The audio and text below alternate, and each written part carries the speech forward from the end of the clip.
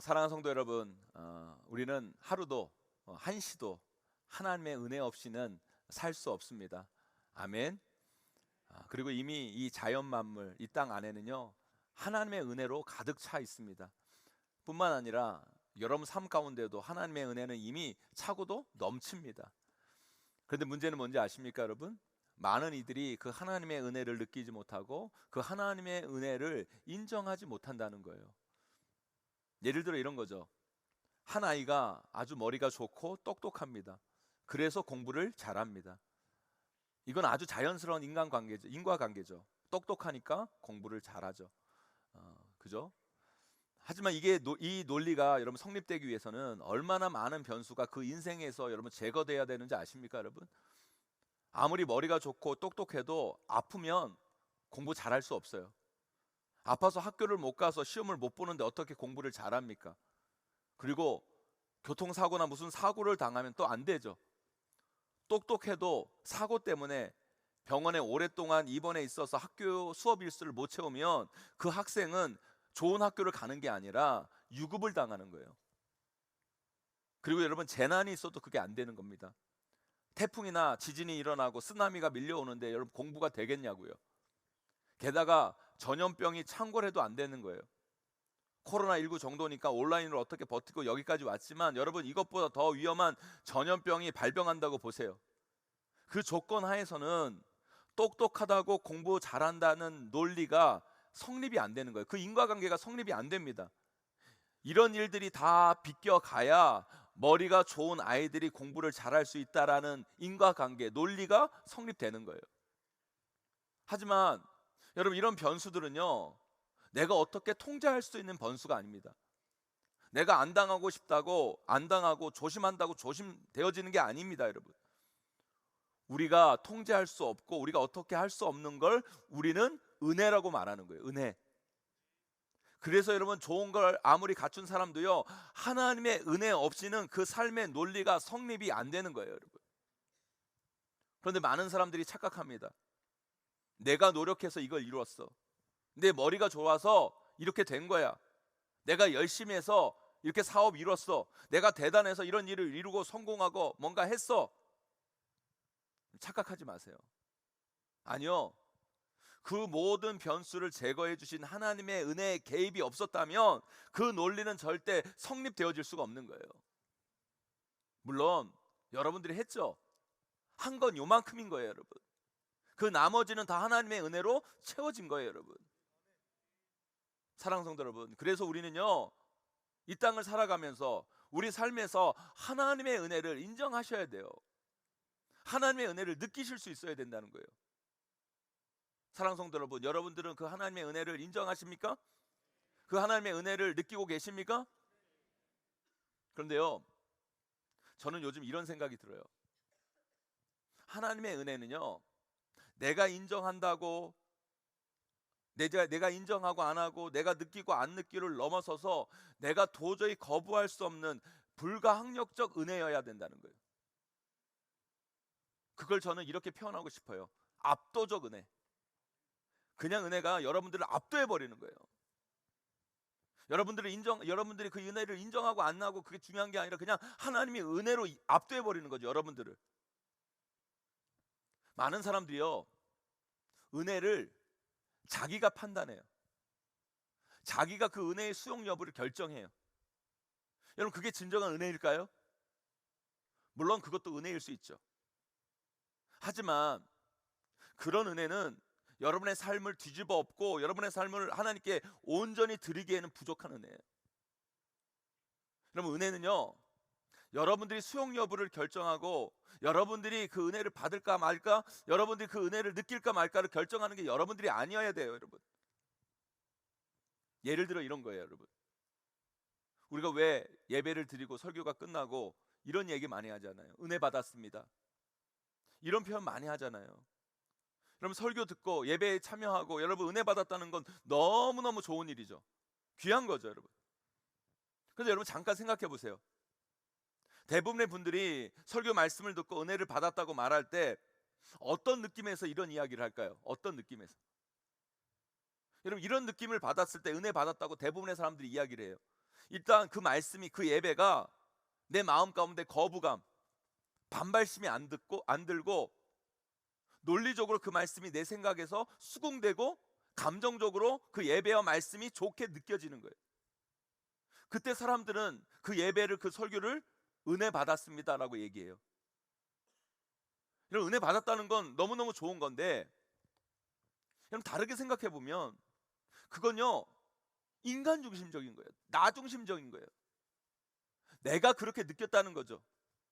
내가 그렇게 긍정한다는 거예요. 내가 그렇게 생각되어진다는 거예요. 이게 뭐예요, 여러분? 은혜를 인간인 내가 받고 안 받고를 내가 결정한다는 거예요. 그런데요, 진정한 은혜는요, 내가 받고 안 받고를 결정할 수가 없어요. 하나님이 은혜를 주신다는데 그걸 내가 어떻게 거부합니까, 여러분? 내가 받을지 안 받을지를 어떻게 내가 결정해요, 여러분? 그래서 여러분, 진짜 은혜는요, 압도적인 것이어야 돼요. 불가항력적인 것이 되어야 돼요, 여러분. 저는 지금 이 자리에 계신 여러분 모두 하나님의 불가항력적 은혜, 압도적 은혜가 임하시기를 주님의 이름으로 간절히 축원합니다, 여러분. 그렇다면 우리가 그 하나님의 압도적인 은혜, 그 불가항력적 은혜가 뭔지를 알아야 돼요. 그 은혜가 임할 때 우리 삶에 어떤 일이 벌어지는가를 여러분 아셔야 된다는 거예요. 그걸 어떻게 우리가 압니까? 그걸 받아본 사람을 보면 그게 뭔지를 알아요. 그런데 오늘 본문에 그 압도적 은혜, 그 불가항력적 은혜를 경험한 한 사람이 있었어요. 그 사람이 누구예요, 여러분? 바로 오늘 본문에 나오는 이사야 선지자였어요. 오늘 본문에 보면 충만한 하나님의 은혜와 영광이 성전 가운데, 이사야 가운데 압도적으로 충만하게 임한 거예요. 우리 오늘 본문 말씀 3절 4절 말씀 함께 읽어보도록 하겠습니다. 함께 있습니다. 시작. 서로 불러 이르되 거룩하다 거룩하다 거룩하다 만군의 여호와여, 그의 영광이 온 땅에 충만하도다 하더라. 이같이 화답하는 자의 소리로 말미암아 문지방의 터가 요동하며 성전의 연기가 충만한지라. 아멘. 여러분, 지금 이사야 선지자 가운데 하나님의 은혜와 영광이 충만히 임하는 거예요. 하나님의 압도적 은혜가 임하는 것을 볼 수 있어요. 정말 문지방의 터가 요동하며 성전의 연기가 실제적으로 충만한 건지, 아니면 이사야의 심령이 그렇게 느껴져서 그걸 은유적으로 표현했는지 모르겠지만, 하여튼 하나님의 은혜가 충만히 임하니까 마치 자기가 딛고 있는 발이 요동치고 그 심령에 연기가 피어오르는 거예요. 진짜 불가항력적 은혜가 임하면 이런 상황이 여러분 우리 가운데 벌어집니다. 사랑하는 성도 여러분, 여러분들은요, 여러분 삶 가운데 이런 충만한 하나님의 영광, 압도적인 하나님의 은혜를 경험해 보신 적 있으십니까, 여러분? 여러분 심령 가운데, 여러분 마음 가운데 여러분이 인정하고 말고가 아니라 정말 하나님이 주시는 그 불가항력적 은혜가 충만히 압도적으로 임해서 마치 내 삶이 전체적으로 흔들리는 것처럼, 그런 충격과 환희, 그런 마음을 느껴본, 경험해 보신 적이 여러분이 삶 가운데 있냐는 거예요. 물론 이런 것을 경험한 사람만이 구원받는 거다, 구원받는 사람 무조건 이런 경험이 있어야 된다, 저는 여러분들에게 이렇게 말씀드리고 싶진 않아요. 그리고 그게 맞는 것도 아니고요. 그런데 저는요, 우리 성도님들, 특별히 이 예배에 나오신 분들이 인생을 살면서 한 번쯤은요 이런 경험을 해보셨으면 좋겠어요. 왜요? 이 엄청난 경험이 있는 것과 없는 것은요, 여러분의 신앙을 다른 차원으로 만들어 가는 거예요. 그래서 오늘 제가 여러분들에게 이 압도적 은혜의 경험을 소개해드리고 싶어요. 그러니까 여러분들이 누리는 그런 은혜, 여러분 여기에서 벗어나서 정말 압도적인 은혜가 뭔지를, 그런 것이 있다라는 것을 여러분들이 좀 아셨으면 좋겠어요. 알아야 소망도 하고 알아야 구하기도 하지 않겠습니까, 여러분? 여러분, 우리 인생 가운데, 우리 신앙생활 가운데 여러분들이 인정하고 안 하고, 여러분이 느끼고 안 느끼고 상관없이 하나님이 부어주시는, 여러분들도 어떻게 할 수 없는 압도적인 은혜가 있어요, 여러분. 저는 인생을 살면서 그걸 몇 번 경험을 했어요. 그리고 그게 지금 제 삶을 여기까지 이끌어 왔다고 해도 과언이 아니에요. 저는요 모태신앙으로 자랐습니다. 모태신앙이니까 태어나서 기억날 때부터 저는 항상 교회에 있었고 주일이면 항상 예배를 드려왔어요.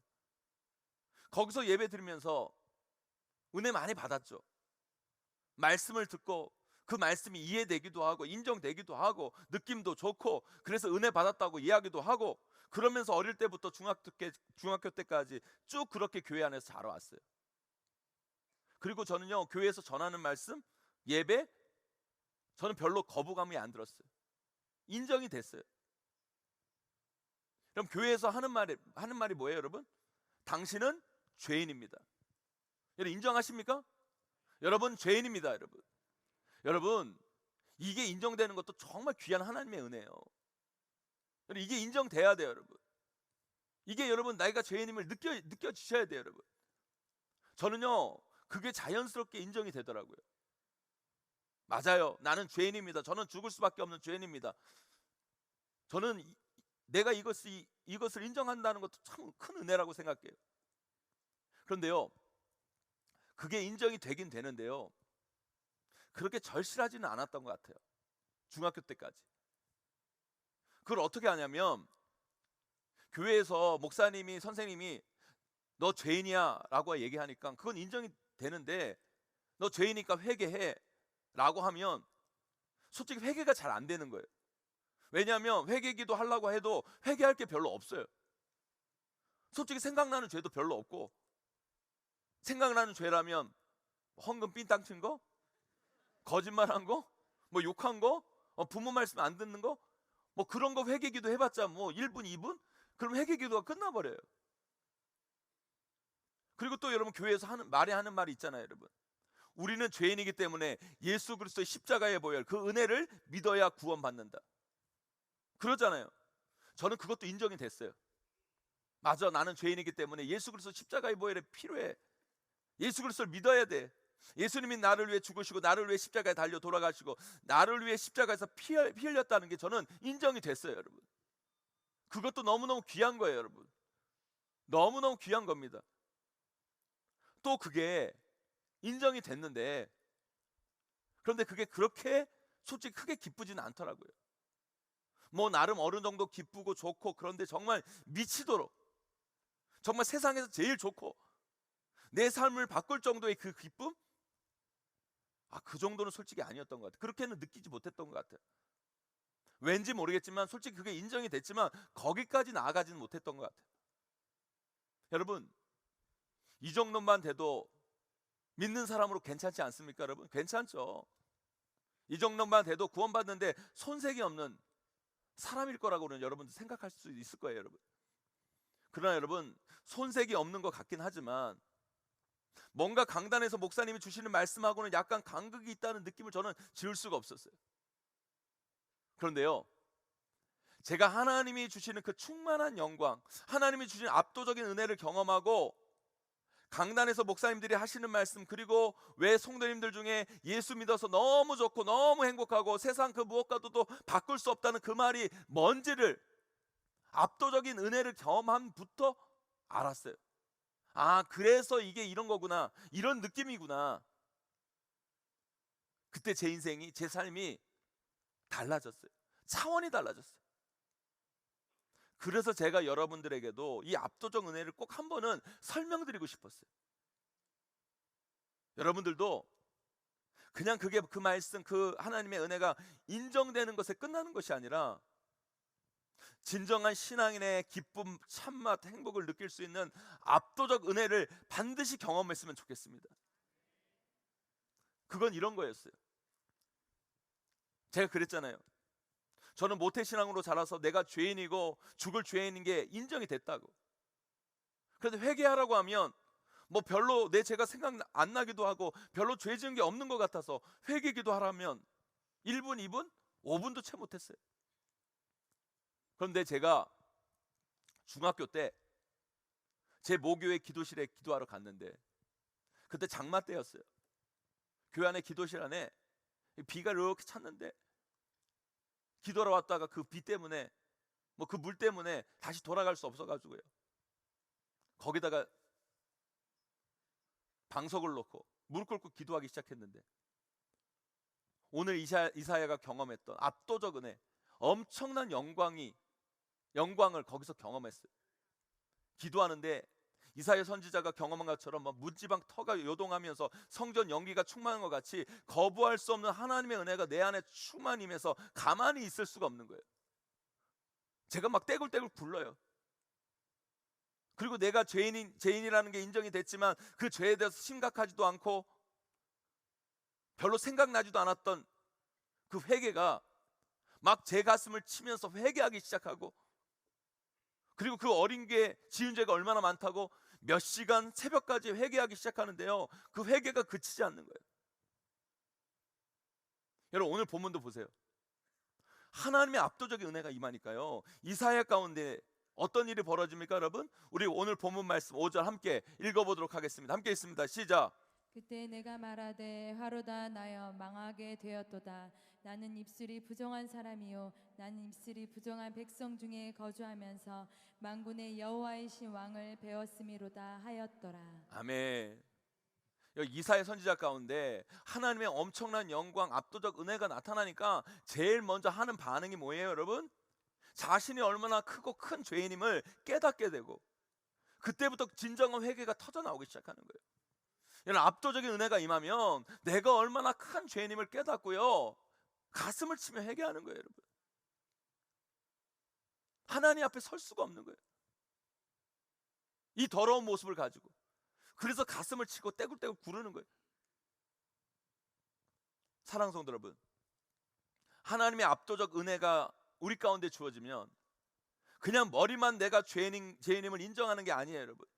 내 죄가 가슴 깊이 깨달아집니다. 울지 않을 수 없고 회개하지 않을 수 없고, 회개해도 끊임없이 나의 더러움, 나의 죄가 고백되어지고, 내가 무의식적으로 지은 죄까지 하나님께 회개하게 되고 눈물이 끊이지가 않는 거예요 여러분. 그래서 압도적 은혜가 임하면 눈물이 안 나올 수가 없는 거예요. 그런데 그 이후에는 또 어떻게 되는지 아십니까 여러분? 그 죄책감으로 계속 아파하고 계속 눈물만 흘리는 게 아니에요. 내 마음 가운데 참된 자유와 기쁨이 막 솟아나요. 막 솟아나. 마치 미친 사람처럼 울었다 웃었다 울었다 웃었다 울었다 웃었다. 자기 마음을 자기가 주체하지 못하는 거예요. 그게 뭐예요? 그게 압도적인 은혜예요 여러분. 나도 나를 어떻게 할 수 없는 거. 그거 왠지 아십니까? 예수 그리스도 그 십자가의 은혜가 우리에게 임하게 되는 거예요. 그 예수 그리스도의 십자가의 보혈의 피가 나의 더러운 죄를 말갛게 완전히 깨끗이 씻겼다는 확신이 내 마음 가운데 임하면 그 죄로부터의 완전한 참 자유, 참 기쁨, 평안이 막 솟아요. 막 솟아. 그래서 웃어요 여러분. 기뻐요. 그냥 웃고 기쁜 정도가 아니라 엄청나게 기쁘고 엄청나게 좋고 엄청나게 행복해요. 우리 함께 오늘 말씀 7절 읽어보도록 하겠습니다. 함께 있습니다. 시작. 그것을 내 입술에 대며 이르되 보라 이것이 내 입에 닿았으니 내 악이 제하여졌고 내 죄가 사하여졌느니라 하더라. 아멘. 이사야가 자기의 죄를 보고 정말 회개하고 나아갈 때 하나님께서 은혜를 베푸시죠 여러분. 네 죄가 사하여졌다. 그때 여러분 이사야가 느낀 그 기쁨, 환희, 영광, 이거 말로 할 수 없는 거예요 여러분. 저도요 그날 그렇게 떼굴떼굴 구르면서 주님 앞에 엎드려 회개하며 기도하다가 그 하나님의 죄 사하심의 은혜를 딱 경험하고 밖으로 나갔거든요. 밖으로 나가니까 나가자마자 세상이 달라졌더라고요. 분명 밖은 밤인데 어두운데 제 마음은 너무너무 환한 거예요. 환한 거예요. 기쁜 거예요. 좋은 거예요. 마치 저녁 그 달이 아침 태양처럼 느껴졌어요. 태양처럼. 사람들은 아마 저보고 미쳤다고 그랬을 거예요. 너무 기쁜 거예요. 너무 행복하고 너무 자유한 거예요. 집으로 가서 걸어가야 되는데 그냥 걸을 수가 없는 거예요.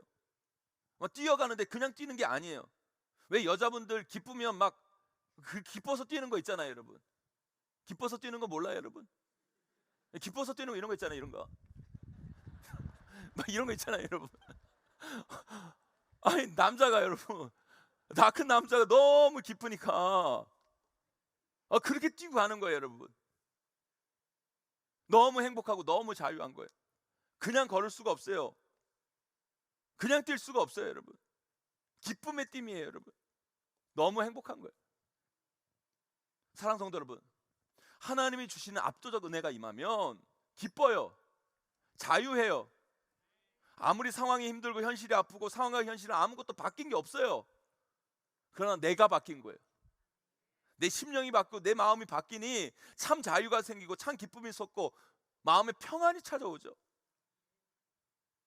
우리 하나님이 죽을 수밖에 없는 죄인인 나의 죄를 십자가의 보혈로 맑게 깨끗이 씻겨주셔서 그 죄로부터의 해방, 자유, 기쁨, 평안이 내 심령을 사로잡는 거예요. 저는 여러분 모두도 이 말로 할 수 없는 이 자유, 기쁨, 평안, 행복을 단 한순간만이라도 반드시 삶 가운데 누리시기를 주님의 이름으로 간절히 축원합니다, 여러분. 그러기에 우리 가운데 우리가 거부할 수 없는 하나님의 압도적인 은혜가 임해야 돼요. 여러분, 우리가 신앙생활하면서 대부분은요, 우리가 인정하고 우리가 느끼는 은혜를 받아요. 그런데 여러분, 거기서 여러분 머무르면 안 돼요.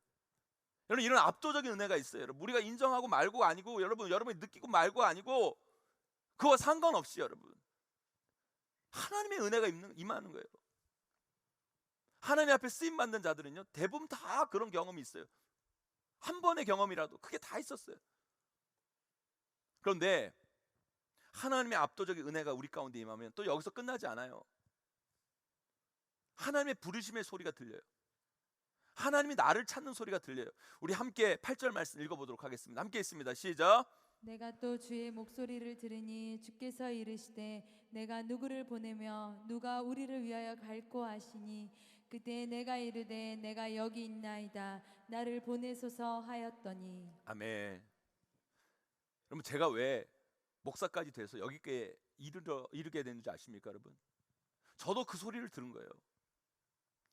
이사야 선지자가 들었던 그 소리, 그 소리가 나에게도 들렸던 거예요.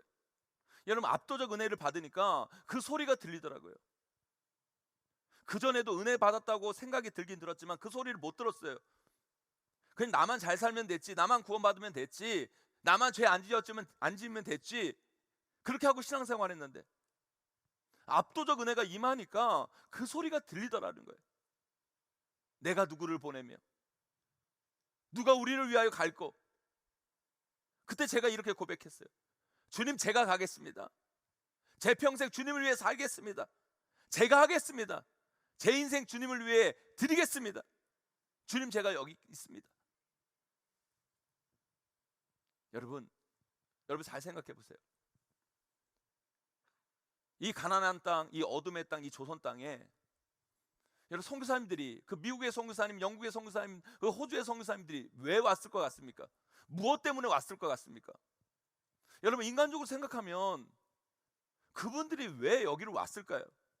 지금이야 여러분, 미국에서 한국에 오려면 뭐 12시간, 13시간 비행기 타면 오면 되겠지만 그때는요, 한국에 오는 배도요 몇 달에 한 번 있을까 말까고요. 그리고 그 배를 탄다고 할지라도 여러분, 몇 달이 지나야 도착할 수 있는 곳이 조선이라는 땅이었어요. 그리고 그 가난한 땅, 그 질병의 땅, 그 어둠의 땅이 조선 땅이에요. 근데 왜 그 선교사님들이 왜 여기까지 왔을까요? 올 수 있었을까요? 다른 게 아니에요. 하나님께서 그들에게 압도적인 은혜를 부어주신 거예요. 누가 나를 위해 갈꼬? 누가 나를 위해 조선 땅에 갈꼬? 그때 압도적 은혜를 경험한 그 선교사님들, 아펜젤러, 언더우드, 엘렌, 그 선교사님들, 주님, 제가 가겠습니다. 주님, 제가 여기 있습니다. 주님, 저를 보내주십시오. 하나님의 압도적인 은혜가 그들 가운데 임하니까 그들이 어떤 것도 두려워하지 아니하고 이 조선 땅까지 올 수 있는 거예요. 아프리카, 동남아, 우리 한국에 많은 선교사님들이 계십니다.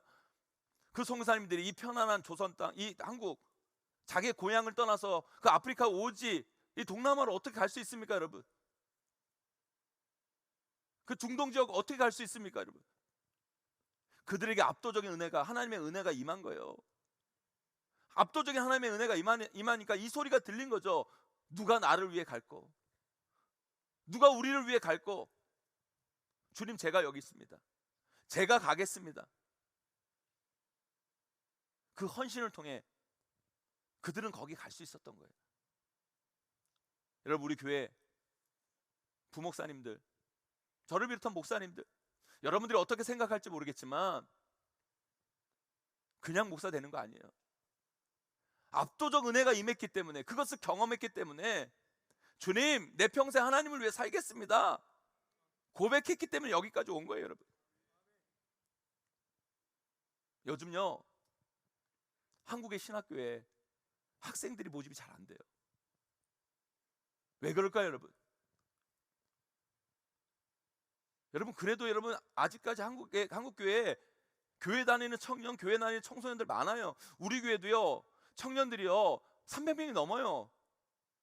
청소년들 200명이 넘어요. 여러분, 거의 300명 다 돼요. 여러분, 아직 있어요. 그럼에도 불구하고 왜 신학교에 학생들이 모집이 잘 안 될까요, 여러분? 압도적 은혜를 경험하지 못해서 그래요. 압도적 은혜를. 그렇다고 제가 여러분들에게 모두 다 목사, 선교사 되라고 말씀드리는 건 아니니까 겁내지 마세요. 너무. 여러분, 우리가 겁먹는 이유가 뭔지 아십니까, 여러분? 압도적 은혜가 임하지 않아서 그래요, 여러분. 압도적 은혜가 임하면 겁이 나요. 겁이 안 나요, 여러분. 하나님이 뭐라고 하시든지 네, 하겠습니다, 순종합니다. 하나님의 압도적인 은혜가 임하면 우리가 그저 감사하고 기뻐하고 좋아하고 끝날 수가 없어요, 여러분. 하나님 부르신다니까요, 여러분. 하나님의 그 부르심의 소리가 들려요. 압도적 은혜가 임하면 그 부르심에 네 하고 달려갈 수 있는 거예요. 내가 여기 있습니다. 내가 가겠습니다. 내가 하겠습니다. 무슨 사명이든 나에게 주십시오. 무슨 명령이든 나에게 하십시오. 지금 상황과 형편, 현실 그거 생각하는 게 아니라 하나님의 그 부르심 앞에 응답하며 나아가겠다는 결단, 헌신이 있는 거예요. 그런데 그 헌신은 강요에 의한 것이 아니에요. 억지가 아닙니다. 자발적이에요. 너무 하고 싶고, 너무 감당하고 싶고, 너무 그 일에 뛰어들고 싶은 거예요. 자기도 자신을 말릴 수 없어요. 어느 누구도 말릴 수 없어요. 너무 기뻐서, 너무 감사하고 너무 좋아서. 그게 바로 압도적인 은혜예요.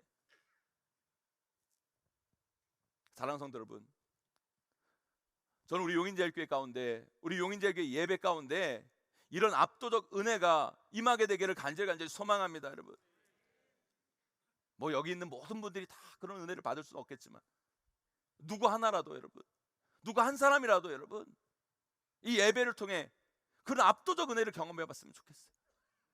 내가 수긍하고 내가 인정하고 내가 느끼는 수준의 은혜가 아니라 내가 도저히 거부할 수 없고 내가 도저히 손쓸 수 없는 정도의 불가항력적 은혜가 임해서 성령이 나를 주관하시는, 여러분, 성령이 나를 이끄시는, 여러분, 성령에 사로잡히는 그 은혜를 경험하는 저와 여러분, 우리 모두가 되시기를 주님의 이름으로 간절히 축원합니다. 요즘요 기독교계에 여러분 핫한 뉴스가 있어요. 핫한 이슈로 떠오르는 사건이 있습니다. 그건 다른 게 아니라 바로 미국 에즈베리에서 일어난 엄청난 사건이에요. 에즈베리 대학교에서 여러분 예배를 드리는데 그 예배 가운데 성령이 임하는 거예요. 거부할 수 없는 불강력적 은혜가 막 임하는 거예요. 그래서 지금요 10며칠이 지났는데요 그 예배가 아직도 끝나지가 않아요. 지금 미국 각지에서 이 소식을 듣고 그곳으로 모이기 시작하고요, 전 세계 사람들이 지금 그곳에 모이기 시작해. CNN을 비롯한 미국 방송에서도 막 취재하기 시작하고요. 도대체 거기서 무슨 일이 일어났기에 지금 이런 일들이 일어난가, 이런 행동이 일어나는가, 막 CNN을 비롯한 많은 미국의 방송사들이 취재하고 있어요. 여러분 유튜브 가서 좀 보세요. 여러분, 많은 사람들이 예배당 안으로 들어갈 수 없어가지고 밖에서 예배하고 끊임없는 회개와 찬양과 기도, 헌신이 지금 며칠 동안 계속 이어지고 있고, 수많은 인파들이 그 안으로 들어가고 싶어서 기다리고 있고 대기하고 있고, 계속해서 예배하고 찬양하고 말씀 듣고 기도하는 놀라운 일들이 벌어지고 있어요. 여러분, 저는 그게요 뭐 평양 대부흥, 아주사 대부흥 운동처럼 역사 속에 남을 대부흥 운동인지 아닌지는요 지금은 잘 모르겠어요. 그건 역사가 평가하겠죠. 그러나 저는 이건 확신합니다. 지금 그곳에 하나님의 압도적인 은혜가 임하고 있다는 거, 하나님의 엄청난 영광이 임하고 있다는 것은 분명한 것 같아요. 제가 보니까. 왜요? 오늘 말씀에 이사야가 경험한 하나님의 엄청난 영광과 하나님의 압도적 은혜를 지금 그들도 그 에즈벨의 현장에서 경험하고 있기 때문인 거예요. 그 현장을 잠깐 영상으로 보도록 하겠습니다.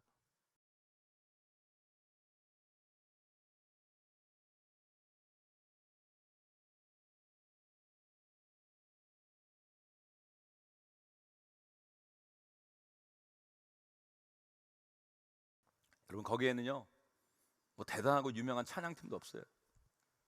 거기는 뭐 말씀이 좋은 설교자도 없어요. 그것을 사람들이 은혜를 받았다 안 받았다 평가하는 것이 아니에요. 인정하는 게 아니에요. 그 모든 것이 없지만 그 강권적으로 하나님 역사하시는, 사랑하는 성도 여러분, 우리가 신앙생활 하면서 이런 은혜 한 번쯤은 경험해야 되지 않겠습니까? 이런 압도적 은혜. 저는 우리 교회 안에 지금 이 은혜를 경험한 사람들이 많을 거라 생각이 들어요. 요즘 우리 성도님들을 보면 이 압도적 은혜 가운데 멈출 수 없는 눈물 가운데 있는 분들도 계시고, 너무 기쁘고 너무 행복하고 너무 좋아서 어떤 분들은 예배가 기다려주고 예배를 너무 드리고 싶고 교회 오고 싶어가지고 매일 교회 온다는 분들 계세요. 간증을 통해, 이야기를 통해 그런 소식, 그거 고백을 들어요. 그런데요, 저는 이것이요 몇몇 분의 고백이 아니라 여기 계신 모두의 이야기가 되었으면 좋겠어요. 진짜 내가 판단하고 내가 인정하는 그 차원의 예배가 아니라 내가 어떻게 거부할 수 없는 하나님의 은혜, 하나님이 나를 강권적으로 만지셔서 이건 진짜 은혜 받을 만한 게 아닌데 하는 곳에서 은혜 받고, 여러분, 아니 이 부분에서 내가 울어야 하는 곳이 아닌데 그런 곳에서 눈물이 나고, 여러분, 아니 지금 내 상황과 형편을 바라보면 절대 웃을 수 있는 게 아닌데, 기쁠 수 있는 게 아닌데 거기서 기쁘고 거기서 행복하고 거기서 기뻐 뛰며 즐거워하는, 게다가 아니 지금 내가 누굴 섬길 시간이 없는데, 아니 내 코가 석자인데 누구를 돕고 누구를 섬길 물질이 나에게 없는데 그걸 들여 섬기는, 말도 안 되는 나의 모습을 발견하게 되는 그 압도적인 은혜가 충만한 여러분들이 되시기를 간절히 축원합니다. 그게 바로 하나님의 압도적 은혜를 경험한 자들의 모습이요 삶인 거예요, 여러분. 저는요 이번에 특별새벽기도회가 너무너무 좋았어요. 얼마나 많은 성도님들이 와서 예배하고 찬양하고 기도하고, 매일마다 교구 성도님들이 앞에 나와서 함께 뜨겁게 찬양하고 주옥과 같은 말씀을 통해 은혜 받고 우리의 문제를 품고 간절히 기도하고 부르짖고, 너무너무 좋았어요. 너무너무 은혜로웠어요, 여러분. 그런데요 더 받았으면 좋겠어요. 그냥 내가 인정하고 내가 느끼는 수준의 은혜가 아니라 하나님의 은혜가 그냥 우리를 압도해버리는, 그냥 우리 교회를 그냥 압도해버리는, 그냥 우리 교회를 쓸어버리는, 여러분, 그 하나님이 주시는 불가항력적 은혜를 저뿐만 아니라 우리 성도님들이 경험하기를 소망합니다. 경험했으면 좋겠어요. 많은 이들이 예배에 나와서 그 은혜를 평가해요, 판단해요. 여러분, 그게 아니에요. 은혜는 그렇게 받는 게 아니에요, 여러분. 은혜는 주어지는 거예요. 그 은혜가 여러분들 좀 압도했으면 좋겠어요. 그 어찌할 수 없는, 하나님이 은혜 주셔서 어찌할 수 없이.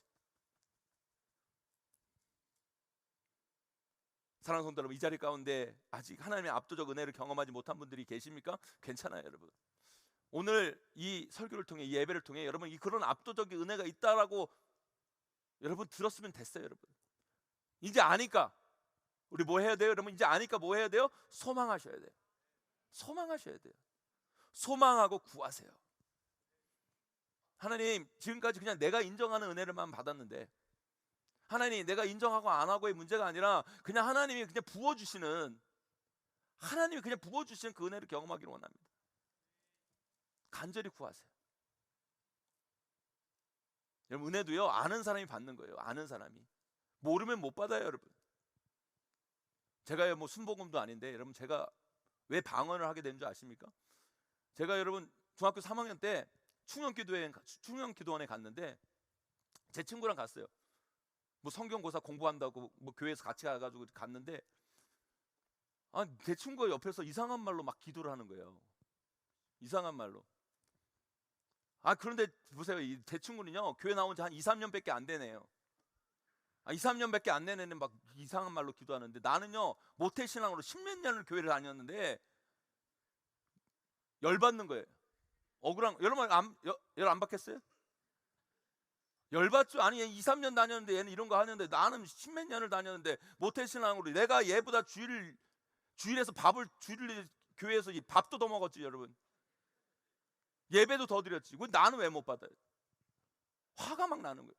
제가 하나님께 기도해서, 하나님 얘가 하는 거 이거 나도 받아야 되겠습니다. 하나님 안 주시면 나 오늘 기도는 안 내려갑니다. 하나님 주실 때까지 기도하겠습니다. 하나님 주시더라고요. 은혜 주시더라고요. 여러분 압도적 은혜가 있어요 여러분. 여러분이 못 받았다고 없는 게 아니에요. 있어요 여러분.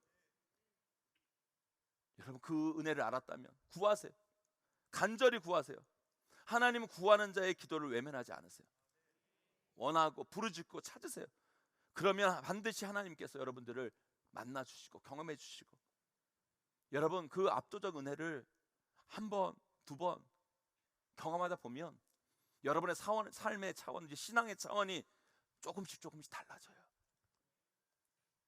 그 놀라우신 은혜를 반드시 여러분 삶 가운데, 우리 교회 예배 가운데 경험하시는 저와 여러분 우리 모두가 되시기를 주님의 이름으로 간절히 축원합니다. 여러분 그 압도적인 은혜가 임하려면 어떻게 됩니까? 성령이 임해야 돼요. 성령이 임해야 돼요. 마치 마가의 다락방에 성령이 바람같이 불어 주어졌듯이, 이 시간 이 자리 가운데 성령 하나님께서 임재하시기를 간절히 소망합니다. 그 마음으로 우리 함께 찬양하며 나아가기를 원해요. 성령이 오셨네, 성령이 오셨네. 우리 함께 찬양하며 나아가기 원합니다. 우리 다 함께 일어나셔서 찬양하며 나아갑니다.